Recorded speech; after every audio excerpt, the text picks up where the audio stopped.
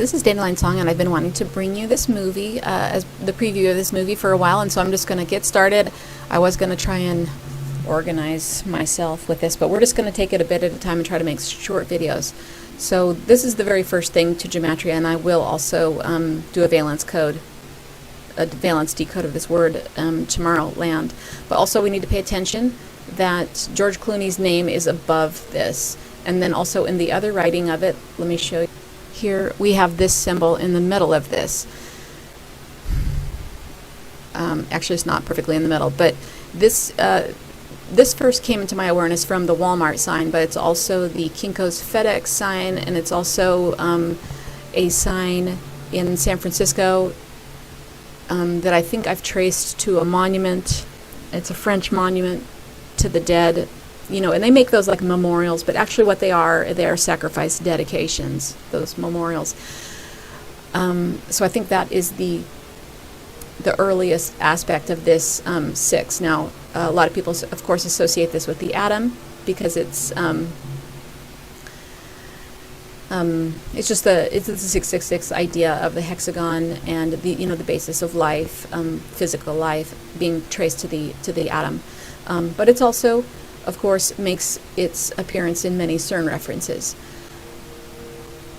So I haven't fully figured out what they're exactly referring to specifically with this in Tomorrowland, but we'll pay attention to that as we go along. Also, of course, there's a Disney city reference here. I don't have a side-by-side to show you right now, but this is basically the Disney castle, and this movie is made by Disney. So here again in the simple gematria, we have a phi number, a 618, which is the forward, which is phi forward. 816 is phi backwards, and I've talked over and over again about phi, and backward of phi 816, which is encoded everywhere from the Dylan Storm Roof timestamp to the Georgia Guidestones to the twin skeletons below the Hoover Dam. The 816 number as the Bride of Christ number, and I've shown that connection, I think, pretty decisively, how it connects to stock market, Allison Parker, and many other stories that happened this summer. One thing I just learned, though, about this 1008 is that I was reading in this book, which I brought you back to the books of Scott Onscott recently, Taking Measure, and I haven't made this video, and I probably won't because I don't want to show too many things. You should probably buy this book if you're interested in it. But on page 21, he talks about 1008. So I want to draw this for you. Hold on. All right, so I was just reading about this recently. I'm not sure if I'm going to do it justice, but Scott Onscott says that he built on the work of Bert Jansen, who first realized that the time 1008 is connected to squaring the circle, and it's also connected to the Mayan calendar. So Scott Onscott says in this book that he has in his video, he has a video, Secrets in Plain Sight, Volume 2, talks more about this 1008 phenomenon and how it encodes the slope of the Great Pyramid, as well as encoding the position of the Louvre Pyramid based on the azimuth of summer solstice sunrise. So I wanted to show that to you. Also, I found another. Oh, actually, I'm going to save that. I'm going to save that note for later. Well, anyway, this is, of course, the sacred number 108, and it's also, whenever I see two of these in the middle, I think of it as a Venus gateway. So that would be the other decode of this number here. So the slope of the Great Pyramid and the Great Pyramid itself symbolizes evolution of human consciousness.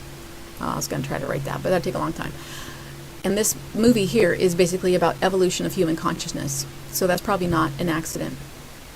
The Jewish gematria of Tomorrowland equals nuclear weapon, and they do display the end of the world happening in 58 days from the time that they look at it. They have a machine that a tachyon particle machine that shows them the future, and so they show a nuclear weapon, and that's probably why that's in there. But the reason why I decided I was going to decode this movie is because I had been wanting to find out the Vladimir Putin codes and how they connect to other parts of our popular culture.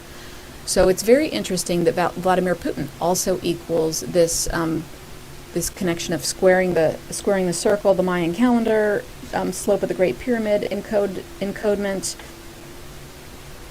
phi, and basically this name kind of matches one of these major movie here.